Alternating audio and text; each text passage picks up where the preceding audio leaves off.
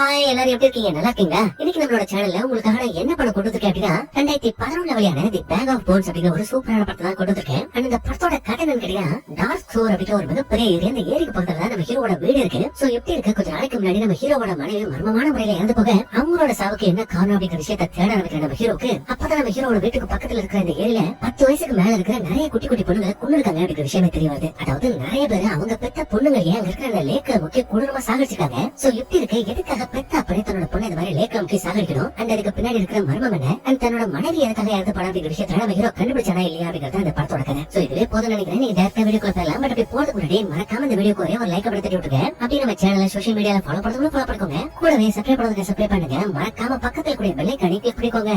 வாங்க வீடியோக்குள்ள போலாம். இந்த படத்தோட ஸ்டார்டிங் சீன்ல பாத்தீங்கன்னா காட்டுக்கு பக்கத்துல ஒரு மிகப்பெரிய ஏரியா காட்டுறாங்க. அந்த ஏரியில பாவங்க ஒரு சின்ன பொண்ணு தண்ணியில போட்டு எவ்வளவு முக்கு முக்கிட்டு இருக்காங்க. அப்படி முக்கிட்டு இருக்கிற மாதிரி அந்த சீனை காமிச்சு அப்படியே இந்த ஏரிக்கு பக்கத்துல இருக்கிற நம்ம ஹீரோட வீட்டை காட்டுறாங்க. அந்த வீட்டுல இருக்கிற பாத்ரூம்குள்ள இருந்து ஒரு குட்டி பொண்ணு பேசின காப்பாத்துங்க ஹீரோ கிட்ட கெஞ்சிட்டு இருக்கேன். பதிலுக்கு ஹீரோ உங்களுக்கு இது ஆகாதுமா, நான் உன்னை காப்பாத்துறேன் கத்திட்டு இருக்கான். அப்ப நட்டுக்கு இந்த வீட்டுல வேலை பாக்குற லேடி வந்துட்டு, சார் உங்களுக்கு என்ன ஆச்சு, என்ன பண்ணிட்டு இருக்கீங்கன்னு கேட்டா, அப்பதான் நம்ம ஹீரோ திரும்பி பார்க்கலாம். கொஞ்ச நேரத்துக்கு முன்னாடி பார்த்த அந்த குட்டி பொண்ணோட உருவத்தை இப்ப காணும். இதனால ஹீரோவை எப்படி சமாளிக்கிறது தெரியாம அது ஒண்ணுலமா இந்த பக்கம் நடந்து வந்துட்டு இருந்தேன். டக்குனு ஸ்லிப் ஆகி தண்ணியில விழுந்தேன். மத்தபடி வேற ஒண்ணுலமா இந்த தொட்டியை மட்டும் கிளீன் பண்ணிடுன்னு சொல்லிட்டு நம்ம ஹீரோ அப்படியே இறங்கி கீழே வந்தா, இந்தமா அதுக்குள்ளே இந்த தொட்டியை கிளீன் பண்ணிட்டு நம்ம ஹீரோ கிட்ட, நீங்க ஏதோ ஒரு விஷயத்தை பத்தி யோசிக்கிறீங்க, ரொம்ப குழம்பிட்டு இருக்கீங்க அப்படின்ற விஷயம் எனக்கு நல்லா புரியுது. அதை நீங்க என்கிட்ட ஷேர் பண்ணலாம் கூட பரவாயில்ல. டார்க் ஸ்கோர் கிரேசி கிட்ட இருந்து மட்டும் கொஞ்சம் ஜாக்கிரதையா இருந்துக்கோங்க அப்படின்ற மாதிரி சொல்றாங்க. அதுக்கு ஹீரோ என்ன சொன்னீங்க, டார்க் ஸ்கோர் கிரேசியா? அதுக்கு அர்த்தம் என்னன்னு கேட்டா, அப்பதான் அந்தமா டார்க் ஸ்கோர் கிரேசி அப்படிங்கிறது மக்களை பைத்தியமாக்குற ஒரு கொடூர சாபமா. அந்த சாபம் உங்களோட வீட்டுக்கு பக்கத்துல இருக்கிற ஏரியில இருந்து தான் ஆரம்பிச்சது. சோ அதனால தான் உங்களை கொஞ்சம் கவனமா இருக்குன்னு சொல்லிட்டு நம்ம கிட்ட கிளம்பலாம்னு பார்த்தா நம்ம ஹீரோனி பாட்டி ஒரு நிமிஷம், இந்த சாபத்தால பாதிக்கப்பட்டவங்க பைத்தியமா மாறிடுவாங்க அப்படிங்கிற மாதிரி சொன்னீங்கல்ல, அப்படி அவங்க மாறினதுக்கு அப்புறமா என்ன பண்ணுவாங்கன்னு கேட்டா,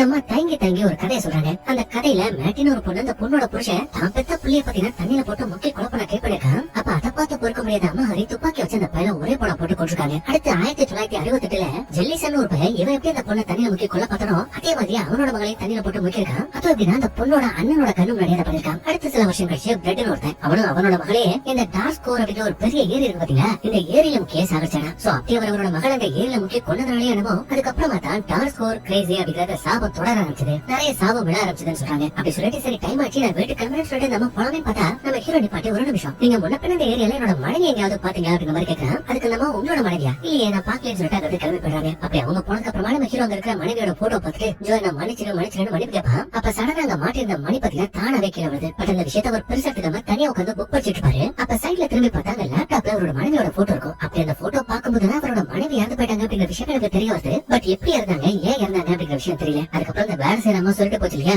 டார்க் ஸ்கோர் கிரேசி அப்படிங்கிற அந்த சாபத்தை பத்தி நெட்ல சர்ச் பண்ணி பார்த்தா நிறைய ரிசல்ட்ஸ் வருது. அந்த ரிசல்ட்ஸ் எல்லாம் படிச்சு பார்த்த அந்த மனுஷனுக்கு ரொம்ப குழப்பமா இருக்கு, பயங்கரமா தலை வலிக்குது. அப்ப அந்த வீட்டுக்கு மேலேயே ஸ்டோர் ரூம் மாதிரியான ஒரு ஏரியாவோட இருக்கும். அந்த ரூமுக்குள்ள பைத்தியம் முடிச்ச மாதிரி எல்லா பொருளையும் தூக்கி போட்டு உடச்சி எதையும் ஒண்ணு தேடிட்டு இருக்கேன். சடனா பாத்தீங்கன்னா அந்த வீட்டுக்கு மேல பழனி மாதிரி ஒரு ஏரியாவோட இருக்கும். அந்த இடத்துல இருந்து ஏதோ ஒரு பொருள் கீழே விழ இவனுங்க உள்ள அந்த ஏணியை வச்சு கொஞ்சம் கொஞ்சமா அந்த பழனிக்கு மேல போயிட்டு பார்த்தா அங்க 3 ஆந்தைகளோட சிலை இருக்கு. அதுக்கு பக்கத்துலயே சிமெண்ட் மூட்டை மாதிரி 2 மூட்டைகள் கிடக்கு. அப்ப சடனா ஒரு எலியா புளியான்னு கூட தெரியல, டக்குனு அப்படியே நம்ம ஹீரோ மேல பாய நம்மளால தடு மாதிரி அப்படியே புத்தனை கீழே வந்துருவான். அப்படி விழுந்தவன் மறுபடியும் இந்த ஏணி வழியா மேலே ஏறி போயிட்டு பார்த்தா அங்க அந்த டார்க் ஓவர் அப்படிங்கிற அந்த லேக் இருக்கு இல்லையா, அந்த லேக்கோட ஹிஸ்டரியை பத்தின நிறைய புத்தகங்கள் இருக்கு. அப்ப அந்த புத்தகங்கள்ல ஒரு புத்தகத்துல மேக்ஸ் அப்படிங்கிறவனை பத்தி போட்டிருக்கேன். நம்ம ஹீரோக்கு அந்த ஆளோட போட்டோ பார்த்ததுமே பயங்கரமான கோவம், கண்ணாப்பெல்லாம் திட்டான். அதுக்கப்புறம் அந்த புக்கை வச்சுட்டு இன்னொரு புக்கை ஓபன் பண்ணி பார்த்தா அதுல சாரா அப்படிங்கிற ஒரு சிங்கரோட போட்டோ இருக்கு. அந்த லேடி 1930ல பயங்கரமான ஃபேமஸா இருந்திருக்காங்க. ஆனா அப்படி ஃபேமஸோட உச்சத்துல இருக்கும் போதே அவங்க திடீர்னு இறந்து போயிட்டாங்க அப்படிங்கிற மாதிரி அந்த புக்ல போட்டிருக்கேன். அவங்களோட அந்த மியூசிக் தான் இப்ப ஹீரோக்கு ஆப்போசிட்ல இருக்கிற அந்த பழைய மியூசிக் சிஸ்டம்ல ஓடிட்டு இருக்கு. அண்ட் ஹீரோ அந்த சாரா பத்தி இன்னும் நிறைய விஷயம் தெரிஞ்சுக்கணும்னு சொல்லிட்டு டேப்ல அவங்களோட வீடியோ பிளே பண்ணி பார்த்துட்டு இருப்பான். அப்ப சரணா அவரோட வீட்டு கதவை யாரோ தட்டாங்க. யாரும் பார்த்தா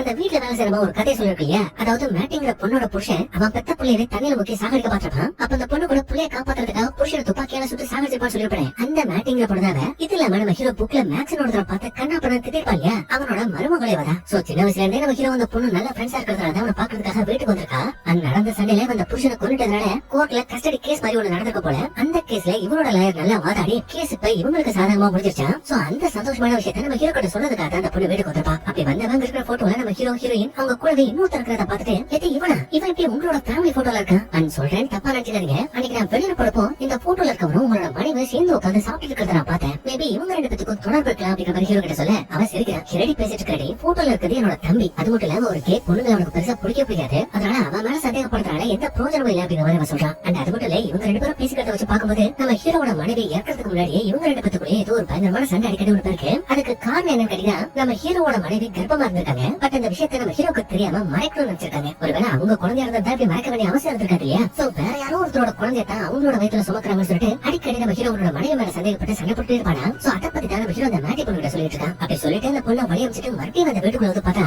அந்த வீடு முழுக்க அந்த புக்ஸோட பேப்பர்ஸ் எல்லாம் கிழிஞ்சு அப்படியே குப்பை மாதிரி கிடக்குது. அப்பதான் பார்த்த ஹீரோ நம்ம வெளியில போன கேப்ல இது எப்படி நடந்திருக்கும். அப்ப ஒருவேளை நம்மளோட இறந்து போன மனைவி தான் பண்றான்னு சொல்லிட்டு ஜோ அதெல்லாம் நீ தான் பண்றியா அப்படிங்கிற மாதிரி கேட்டா அங்க தொங்கிட்டு இருக்கிற மணி பாத்தீங்கன்னா ஆமா அப்படிங்கிற மாதிரி ரெண்டு பேரும் அடிக்குது. அது மட்டும் இல்ல மறுபடியும் அந்த மணி அறுத்து கீழே விட அங்க இருக்கிற டேப் ஆனா ஏன் அதுல அந்த சாராவோட பாட்டு ஓடிட்டு இருக்கு. இது இல்லாம அந்த வீட்லயே ஒரு பழைய மியூசிக் சிஸ்டம் இருக்கும் இல்லையா? அதுல ஒரு பாட்டு ஓடிட்டு இருக்கு. அந்த பாட்டுல ஒரே ஒரு லிரிக்ஸ் மட்டும் நான் உன் கூடவே இருக்கேன் அப்படின்னா அந்த லிரிக்ஸ் மட்டும் திரும்ப திரும்ப ஓடிட்டு இருக்கு. நம்ம ஹீரோக்கு அதை கேட்டதுமே பயங்கரமா கோவம் வருது. அதனால அங்க ஓடிட்டு இருந்த அந்த கேசட் எடுத்து அதை சுக்குநூறா உடைச்சு போறான். இப்ப கட் பண்ணா அடுத்த நாள் காலையில படிக்குது. நம்ம ஹீரோ தூங்கி எழுந்து ஃப்ரெஷ் ஆனதுக்கு அப்புறமா அப்படியே ஜாகிங் போலாம்னு சொல்லிட்டு ரெடி ஆகி வெளியில வருவான். அப்ப பாருங்க அங்க இருக்கிற ஃப்ரிட்ஜ்ல ஆல்பாபெட் அந்த லெட்டர்ஸ் எல்லாமே மேக்னெட்ல ஒட்டி இருக்கும். அது மட்டும் இல்ல அந்த லெட்டர்ஸ் ஒரு வாக்கியமா அப்படியே வரியா படிச்சு பார்த்தா அதுல சிட் டவுன் லெஃப்ட் அப்படிங்கிற மாதிரி போட்டுருக்கு. அப்ப அதை பார்த்த ஹீரோ ஒருவேளை நம்ம தம்பியோட சேர்ந்து டின்னருக்கு போனால அப்படி போன விஷயத்த நமக்கு ஒரு ஹிண்டா நம்ம பொண்டாட்டி கொடுக்க போலாம் நினைச்சிட்டு இவன் போன் எடுத்து உன்னோட தம்பிக்கு கால் பண்றான். பட் கால் போகல. அதனால இந்த மெசேஜ் உனக்கு ரிசீவ் வச்சா உடனே எனக்கு கால் பண்ணேன். நான் உங்ககிட்ட ஒரு முக்கியமான விஷயம் கேட்கணும்னு சொல்லிட்டு அவன் வெளியில ஜாக்கிங் போயிட்டு இருப்பான். அப்படி போயிட்டு இருக்கிற வழியில உன்னோட தம்பி கால் பண்ணிட்டு ஏன்னா எனக்கு கால் பண்ணது ஏதாவது விஷயமா கேட்டா அப்பதான் நம்ம ஹீரோ என்னோட மனைவி சாகிறதுக்கு முன்னாடி நீங்க அவளை சேர்ந்து ஒரு டின்னர் அட்டெண்ட் பண்ணீங்களே. ஆமா அப்ப அந்த டின்னர்ல என்னோட பொண்டாட்டி அன்னிஷா ஏதாவது பேசாளா உங்ககிட்ட ஏதாவது சொன்னாலா இல்லன்னா நல்லா யோசிச்சு பாரு நீங்க ரெண்டு பேரும் ஏதாவது ஒரு லெஃப்ட்ல இருந்தீங்களா அப்படி லெஃப்ட்ல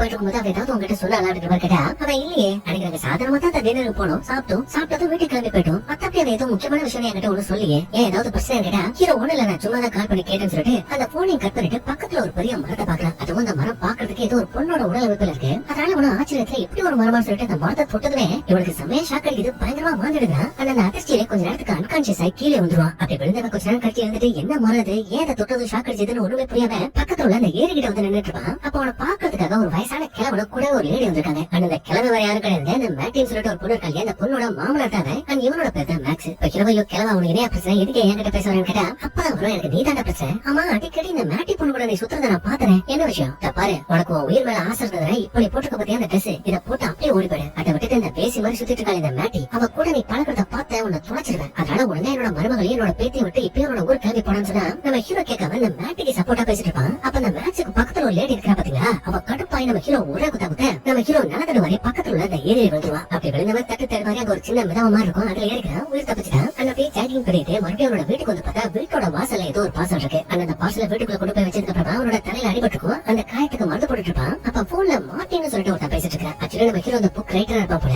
நிறைய ஸ்டோரிஸ் எழுதுவா போல. அதே மாதிரி இப்ப ரீசெண்டா ஒரு ஸ்டோரி எழுதி பப்ளிஷ் பண்ணதுல இந்த வாடிக்கையாளர்களுக்கு நம்ம ஹீரோ எழுதுற அந்த புக்கோட கதை ரொம்ப பிடிச்சு போய் சேல்ஸ் சும்மா பிச்சுக்கிட்டு வேற லெவல்ல போயிட்டு இருக்கான். அதனால இந்த கதையோட கடைசி பாட்டை நீங்க எழுதி முடிக்கிறதுக்காக மறுபடியும் ஊருக்கு திரும்பி வர வேண்டியிருக்கு. சோ உடனே கிளம்பி ஊருக்கு வாங்க அப்படின்னு சொல்லிட்டு அந்த போனை கட் ஆயிடுது. அதுக்கப்புறம் ஹீரோ குழப்பத்திலேயே ஒரு டேபிள்ல உட்காந்து சரக்கு அடிச்சிட்டு இருக்க மறுபடியும் அந்த ஃப்ரிட்ஜ்ல ஒட்டி இருக்கிற அந்த லெட்டர்ஸை பாத்துட்டு இருப்பான். அப்படி பார்க்கும்போது ஒரே ஒரு லெட்டர் கீழே ஈடு இருக்கும். அந்த லெட்டர் மட்டும் மேல இருக்கிற அந்த வார்த்தையோட இணைச்சா அதுல ஒட்டி இருக்கிற அந்த வார்த்தைக்கான அர்த்தமே மாறுது. அதாவது சைட் டவுன் லெஃப்ட் அப்படிங்கிற மாதிரி இப்ப போட்டுருக்கு. அதனால ஹீரோ தன்னோட பொண்டாட்டி தான் தங்கிட்ட பேச முயற்சி பண்றேன்னு சொல்லிட்டு இவங்க டேப்ல அடிக்கடி இந்த வேர்ட்ஸ் வச்சு கேம் விளையாடுவாங்க போல. சோ அதே மாதிரியே சைட் டவுன் லெஃப்ட் அப்படிங்கிற அந்த வார்த்தையை வச்சு ஏதாவது குழு கிடைக்குதுன்னு தேடி பார்த்தா இவனுக்கு அந்த மாதிரி எந்த குழுவும் கிடைக்கல. அப்ப சடனா இவரோட வீட்டு கதவை யாரோ தட்டாங்க. யாரும் போயிட்டு பார்த்தா ஒரு போலீஸ்கார வந்திருக்காங்க. அப்படி வந்தவங்க ஹீரோ என்னாச்சு சார் ஏதாவது பிரச்சனை கேட்டா அவரு ஆமா தம்பி பிரச்சனையை உன்னாலதான் சொல்லிட்டு இந்த மேட்சுக்கு சப்போர்ட்டா பேசிட்டு இருக்கான். அதாவது ஒழுங்கா அந்த மேட்டிங்கிற பொண்ணுக்கு லீகல் சப்போர்ட்டா இருக்கிறத விட்டுட்டு அந்த வயசான ஒரு மேக்ஸ் வரத கேட்டு புட்டி பறிக்கலாம் எடுத்துட்டு உன்னோட ஊருக்கு போறது உனக்கு நல்லது இல்ல. இந்த ஊர்ல நீ செத்ததுக்கான அடையாளம் கூட இல்லாம நாங்க பண்ணிடுவோம் அப்படின்னு நம்ம ஹீரோ மிரட்ட நம்ம ஹீரோ எதுவும் சொல்லாம அந்த போலீஸ்காரன் அமைச்சிட்டு வீட்டுக்குள்ள வந்ததுக்கு அப்புறமா அந்த மேக்ஸ் கிளவனுக்கு கால் பண்றான். பட் அவன் போன் எடுக்கல. அவன் கூடவே இருக்கிற அந்த லேடி தான் போன் எடுக்கிறா. அப்படி எடுத்தவன் ஹீரோ கிட்ட நக்கலா பேசுறான். நீ இவ்வளவு சீக்கிரம் கால் பண்ணுவா அப்படிங்கிற விஷயத்த நாங்களே எதிர்பார்க்கல. அப்படி வா வழிக்கு சரி எப்ப ஊருக்கு கிளம்புன்னு கேட்டா நம்ம ஹீரோ அந்த கிளவனையும் இந்த லேடியும் பச்சை பச்சை எடுத்துட்டு யார மிரட்ட நீ போலீஸ் வச்சு மிரட்டா நான் பொட்டி பொட்டியில தூக்கிட்டு என்னோட ஊருக்கு கிளம்பிடுவேன் நினைக்கிறியா?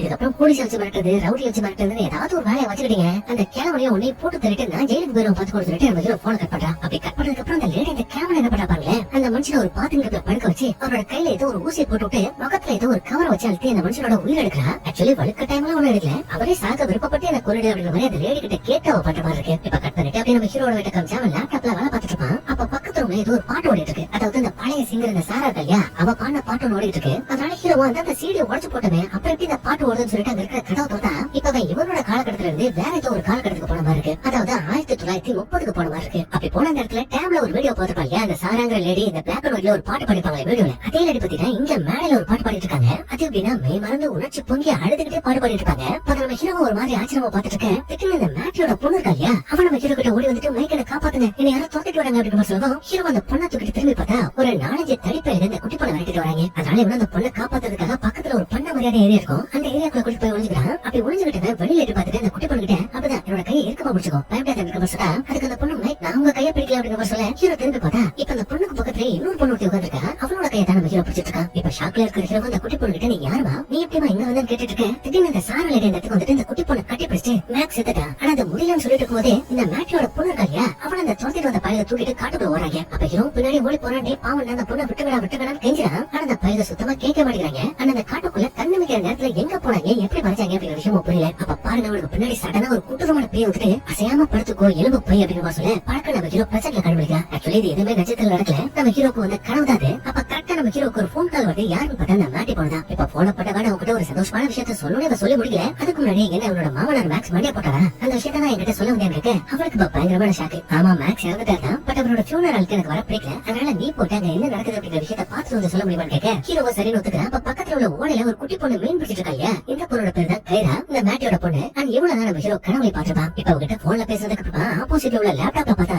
அதுல life still pack of bones அப்படிங்கிற ஒரே ஒரு வார்த்தை மட்டும் பார்த்துட்டேன். எக்கச்சக்கமா யாரும் எழுதி வச்சிருக்காங்க, அதாவது டைப் பண்ணிருக்காங்க. பட் திடீர்னு யாரு இந்த ஸ்கிரீன்ல டைப் பண்ணா அப்படிங்கிற விஷயம் நம்ம ஹீரோ கொண்டு புரியல. இப்ப கட் பண்ணா எடுத்து போனாலே அந்த மேட்ச் சொல்லிட்டு அந்த வயசான கிழமை அந்த கிழவனுக்கான ஃபியூனரல் நடக்குது. அங்க அட்டன் பண்றதுக்காக நம்ம ஹீரோ அந்த ஸ்பாட்டுக்கு போறான். அப்படி போனா இறந்தவருக்கான அந்த சடங்கு நடந்துட்டு இருக்கும். அது கூடவே அவருக்கு ரொம்ப க்ளோஸ் ஃப்ரெண்ட் ஒருத்தர் இருந்து பார்ப்பேன். அவர் வீல் சேர்ல தூரமா உட்காந்துட்டு நடக்கிற விஷயத்தெல்லாம் பார்த்து ஃபீல் பண்ணிட்டு இருக்கேன். அதை நம்ம ஹீரோ நோட் பண்ணிட்டு இருப்பான். அப்ப அந்த கிழவன் கூட இந்த ரெடி இருப்பாங்க பொண்ணாட்டியும் தெரியல. அவ ஒரு மாதிரி நம்ம ஹீரோவை நக்கலா உன்னால முடிஞ்சதை பாத்துக்கோ அப்படிங்கிற மாதிரி திமிரா பாக்க ஹீரோவும் அவளோட பாத்துக்கிறேன்னு சொல்லிட்டு சைலண்டா நஷ்டம் கிளம்புறான். அப்படி கிளம்புறவன் நேரம் எங்க போறான்னு பாத்தீங்கன்னா ஒரு நர்சிங் ஹோமுக்கு போறான். எதுக்குன்னா இறந்து போன அந்த மேட்ச பாக்குறதுக்கு வயசான ஃப்ரெண்ட் ஒருத்தர் வந்து பாருங்க ஃபீல் பண்ணிட்டு போயிருப்பாரு. அவரை பார்த்து பேச ஏதாவது விஷயம் கிடைக்கும் அப்படிங்கிறதுக்காக அவர் பாக்கிறதுக்கு வந்துட்டான். அப்ப அவன் பேசுறதுக்கு முன்னாடி அவர் நம்ம ஹீரோ பார்த்து ஷாக் ஆயிட்டு நீயா ஹெரால் நீ செத்துட்டியே மட்டி இப்படி உயிரோட திரும்பி வந்த, அதுவும் பாக்கிறதுக்கு நீ ரொம்ப என்ன இருக்கிறீ அப்படிங்கிற மாதிரி கேட்டா அப்பதான் ஹீரோ நீ தப்பா புரிஞ்சுட்டீங்க. ஹெரால்ன்றது என்னோட தாத்தா, அவர் எப்போ இறந்துட்டாரு, அவரோட பேரன் தானா அப்படிங்கிற மாதிரி சொல்றான். அப்படி சொல்லிட்டு என் தாத்தாவோட பேரை நீங்க கரெக்டா சொல்றீங்க. சோ நீங்க சொல்றதா வச்சு பாக்கும்போது நீங்களும் என்னோட தாத்தா ஃப்ரெண்ட் கேட்டா பதிலுக்கு அவரும் உன்னோட தாத்தா மட்டும் இல்ல இப்ப இறந்து போனாரு மேக்ஸ் அவரோட சேர்த்து மொத்தமான ஒரு 5 பேர் ஃப்ரெண்ட்ஸா இருந்தோம். இப்ப அந்த ஃப்ரெண்ட்ஸ்ல 4 பேர் இருந்து போயிட்டாங்க, நான் ஒருத்த மட்டும் தான் உயிரோட இருக்கேன். ஆனா இந்த விஷயத்த பத்தி ஆல்ரெடி உன்னோட மனைவியை பார்த்து ஒரு நாள் நான் நேர்லயே பேசுறேன். ஏன் நான் சொன்ன விஷயத்த பத்தி என்னோட பொண்டாட்டி உங்ககிட்ட சொல்லலன்னு கேட்க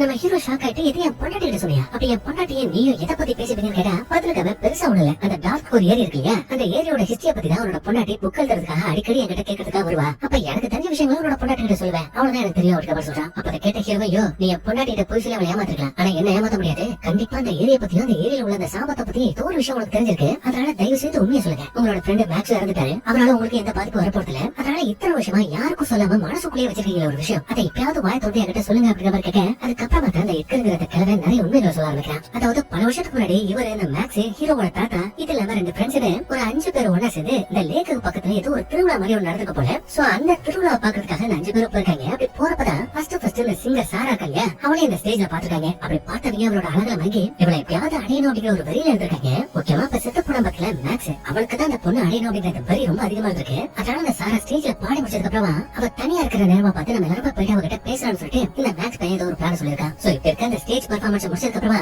இந்த சாரா காட்டுக்குள்ள தனியா உட்காந்து தமிழ்ச்சிட்டு இருப்பான். அப்ப அந்த மேக்ஸோட சேர்த்து 5 பேர் அவளை பாக்குறதுக்காக வந்திருக்காங்க. அதுல இந்த மேக்ஸ் பையன் அந்த பொண்ணு கிட்ட தப்பு தப்பா பேச அந்த லேடி பெருசா கண்டுக்காம அந்த இடத்த விட்டு கிளம்பலாம் தான் ட்ரை பண்றாங்க. ஆனா அந்த மேக்ஸ் பையன் விட மாட்டேங்கிறான், அந்த லேடியோட கையை பிடிச்சி ஒம்பளுக்குறான். இதனால கடுப்பான லேடியும் அந்த பையனோட மெயின் பாயிண்ட்லயே ஒரே டிச்சா கொடுத்துட்டு அந்த இடத்த விட்டு கிளம்பி போனவன்னு பாக்குறாங்க. அப்ப அட்டி வாங்குற அந்த மேக்ஸ் பையன் பயங்கர கோமா எதிர்த்து வந்து அந்த லேடியை பிடிச்சி அடி நடிச்சு அவனோட அந்த ஃப்ரெண்ட்ஸ் இந்த லேடியோட கை கால் எல்லாத்தையுமே பிடிச்சுக்க சொல்லிட்டு அவளை கட்டாயப்படுத்தி அவ கூட தப்பா நடந்துக்க முயற்சி பண்றான். அப்ப அந்த லேடியை பாருங்க பயங்கர போல இருக்காங்க. அதாவது டே நீங்க என்ன பண்ணாலும் சரிடா எக்காரணத்தை கொண்டு உங்க காலில் விழுந்தா கெஞ்ச மாட்டேன் அப்படின்னு ரொம்ப தைரியமா தான் பேசிட்டு இருப்பாங்க. அப்ப கடுப்பான அந்த மேக்ஸ் பையன் மறுபடியும் இந்த லேடியோட மூஞ்சில பொக்கனோட குத்து வாயில இருந்து ரத்தமா ஊத்திட்டு இருக்கும். ஆனா அப்பதான் மரத்துக்கு பக்கத்துல இவங்களோட பொண்ணு நிக்கிறது அவங்க பாக்குறாங்க. அப்படி பார்த்ததுமே பாப்பாங்க நிக்காம சீக்கிரம் வந்து ஓடி போயிடு அப்படிங்கிற மாதிரி சொல்றாங்க. அப்ப அதை பார்த்த அந்த மேக்ஸ் பையன் ஓ அந்த பொண்ணுதான் உன்னோட பொண்ணா, அப்ப அவளை ஏதாவது பண்ணுவேன்னு சொல்லிட்டு ஏய் சீக்கிரம் போயிட்டு அவளை பிடிங்கடா அப்படிங்கிற மாதிரி இந்த ஃப்ரெண்ட்ஸை ஏறி விடுறான். அப்ப அந்த லேடியை பாவம் கெஞ்சுறாங்க, பிளீஸ் உன்னோட காலில் விழுந்து நான் கெஞ்சுறேன், என்னோட பொண்ணை மட்டும் ஏதோ பண்ணிடாத, நீ என்ன சொன்னாலும் கேட்கிறேன், ஆனா என் பொண்ணை மட்டும் விட்டு ரொம்ப கெஞ்சிருக்காங்க. ஆனா அந்த பையன் கேட்கல. முக்கியமா இந்த எப்ப இந்த கதையை சொல்லிட்டு இருக்கான் அந்த கிழமை அவன் அந்த குட்டி பொண்ணை டாஸ்க் சொல்லப்படுற இந்த லேக்ல தான் முக்கிய கொடூரமா கொலை பண்ணிருக்கான். அந்த அதை பார்த்து பாவம் அந்த சாரா லேடி அப்படியே கதறி கதறி எழுதிருக்காங்க. இங்க இருக்கிற 5 பேத்த பார்த்து சாப விட்டுருக்காங்க. அதாவது அந்த மேக்ஸ் பையனோட மூஞ்சிலே துப்பி, டேய் இப்ப என் பொண்ணை எப்படி என் கண்ணு முன்னாடி கொன்னீங்களோ அதே மாதிரி உங்களோட பரம்பரை சேர்ந்த எல்லாத்துக்கும் நான் ஒரு சாபத்தை விடுறேன். அந்த சாபத்தின்படி உங்களுக்கு பிறக்க போற எல்லா பெண் குழந்தைகளுமே நீங்களே உங்க கையினால அந்த தண்ணியில முக்கி சாகடிப்பீங்க. இது ஒரு தாயோட சாபம். இது உன் பரம்பரை தாண்டி நீடிக்கும் அப்படிங்கிற மாதிரி சொல்லிருக்காங்க. அப்படி சொன்னதுக்கு அப்புறமா பாவம் அந்த பொண்ணு கொண்ட மாதிரி இந்த லேடி அடிச்சு கொண்டுட்டு இந்த காட்டுக்குள்ளே இந்த 2 பேத்தையும் புதைச்சிட்டு அந்த இடத்த விட்டு கிளம்பி போயிருக்காங்க. சோ இதுக்கப்புறமா தான் இந்த டார்க் ஸ்கோர் கிரேசி அப்படிங்கிற சாபம் ஆரம்பிச்சிருக்கும். சோ இந்த சாபம் ஆரம்பிச்சதுக்கு அப்புறமா தான் இவங்களுக்கு பிறந்த அந்த பெண் குழந்தைகளை இவங்களே தண்ணியில முக்கி சாகடிக்கிற மாதிரியான சீன்ஸ் எல்லாம் பார்த்திருப்போம். அதே மாதிரி இந்த பிளாஷ்பேக்ல இந்த மேட்ச் இருக்காங்க, அவ ஒரு பயங்கரமான சைக்கோவா. அந்த சைக்கோ பையன் இப்ப 2 விஷயத்தை பத்தி யாருக்கிட்டையாவது வாயை தோணுங்க உங்களை கொன்னுடுவேன்னு சொல்லிட்டு எங்களை ரொம்ப மிரட்டா. அதனாலதான் இப்ப வரைக்கும் இந்த உண்மையை பத்தி நாங்க யாருக்கிட்டயுமே வாய் திறக்கலன்னு சொல்லிட்டு இருக்காரு. சோ இந்த மேக்ஸ் பையன் பெரிய தப்பை பண்ணிருந்தாலும் அந்த தப்புக்கு துணை போன யாரு? நம்ம ஹீரோவோட தாத்தா தானே. அதனால அவரோட பரம்பரையை சேர்ந்தவங்களுக்கும் அந்த சாபம் தொடர்ந்து இருக்கு. அந்த சாபம் நம்ம ஹீரோவையும் பாதிக்குது அப்படிங்கிற விஷயத்தை அவன் புரிஞ்சுக்கிறான். அதை பத்தி யோசிச்சுட்டு நேரம் மேட்டியோட வீட்டுக்கு போறான். அப்படி போன அந்த மேட்டி பொண்ணு நம்ம ஹீரோக்கு மொத்தம் அந்த முத்தம் கொடுக்குறா. அந்த அப்படி இவங்க 2 பேத்துக்குள்ள என்ன இருக்குன்னு தெரியல, இந்த அளவுக்கு க்ளோஸா இருக்காங்க. அப்ப கரெக்டா அந்த இடத்துக்கு அந்த மேட்டியோட பொண்ணு வரா. வந்துட்டு, ஹாய் மைக், எப்படி இருக்கீங்க? நான் தூங்க போறேன், அதனால எனக்கு கதை சொல்லி என்ன தூங்க வைக்கிறீங்க அப்படிங்கிற மாதிரி கேட்க, ஹீரோவும் கண்டிப்பா நான் பண்றேன்னு சொல்லிட்டு அந்த குட்டி பொண்ணோட ரூமுக்கு போறான். அப்படி போயிட்டு கதை சொல்லிட்டு இருக்கும்போது அந்த குட்டி பொண்ணு உங்களை பத்தி எனக்கு ஒரு கனவு வந்துச்சுன்னு சொல்றா. அப்ப ஹீரோ ஷாக் ஆயிட்டு, என்ன பத்தி உனக்கு கனவு வந்துச்சா? என்ன கனவை எதை பார்த்துன்னு கேட்டா, அப்பதான் நம்ம ஹீரோவுக்கு முன்னாடி சில ஒரு கனவு இருக்கும் இல்லையா, அதே கனவை பத்தி இவன் சொல்றா. அதாவது திடீர்னு ஒரு 4 பேர் கெட்டவங்க என்ன துரத்திட்டு வந்தாங்க. அப்புறம் அவங்க இடத்தை தப்புக்கிறதுக்காக உங்கள்கிட்ட உதவி கேட்டேன். அதனால நீங்களும் என்ன காப்பாத்துறதுக்காக ஒரு பண்ண வீட்டுக்குள்ள கூட்டு போனீங்க, ஒரு இடத்துல ஒளி வச்சிருக்கீங்க. அப்ப எனக்கு பக்கத்துல கிஷா அப்படிங்கிற அந்த பைத்தியக்காரியோட பொண்ணு உட்கார்ந்துருந்தான்னு சொல்றா. அப்படி சொல்லி முடிச்சதுக்கு அப்புறமா நம்ம ஹீரோ அந்த பொண்ணுகிட்ட, இதெல்லாம் இருக்கட்டும், அங்க வந்து உட்கார்ந்துருந்தாலே ஒரு பொண்ணு, அந்த பொண்ணு அந்த பைத்தியக்காரி சிங்கரோட பொண்ணு அப்படிங்கிற விஷயம் உனக்கு எப்படி தெரியும் கேட்டா, பக்கத்துல அந்த குட்டி பொண்ணு அந்த விஷயத்த அவளோட பொண்ணை தான் என்கிட்ட சொன்னான்னு சொல்றா. அதாவது அந்த கிஷாங்கிற பொண்ணு சொன்னதா சொல்றா. சரி, இந்த பொண்ணு உனக்கு எப்படி தெரியும், எவ்வளவு நாளா தெரியும் கேட்டா, அந்த பொண்ணு எனக்கு ரொம்ப நாளாவே தெரியும், நாங்க 2 பேருமே நல்ல ஃப்ரெண்ட்ஸ் சொல்றா. ஆனா அந்த சாராங்கிற லேடி இருக்கா இல்லையா, அவளை மட்டும் இவ பைத்தியக்காரின்னு சொல்றா. ஏன் என்னாச்சு, அவளை மட்டும் எப்படி சொல்றான்னு கேட்டா, இல்ல என்னோட அப்பா என்ன கொலை பண்ண முயற்சி பண்ணதுக்கு காரணமே அவதான். ஏன்னா அவதான் என்னோட அப்பாவோட தலைக்குள்ள போயிட்டு திரும்ப என்ன கொல்லுன்னு சொல்லிட்டு இருந்தா. அதனாலதான் அப்பா என்ன கொலை பண்ண பார்த்தான்னு சொல்றா. ஆனா இந்த விஷயத்தையும் அந்த கிஷாங்கிற பொண்ணு தான் சொன்னான்னு சொல்லிட்டு எனக்கு ரொம்ப தூக்கம் வருது நைட், நான் தூங்குறேன்னு சொல்லிட்டு அந்த பொண்ணு தூங்குவா. ஆனா அந்த கேப்டன் நம்ம ஹீரோ வந்து ரூம் விட்டு வெளியில வருவான்.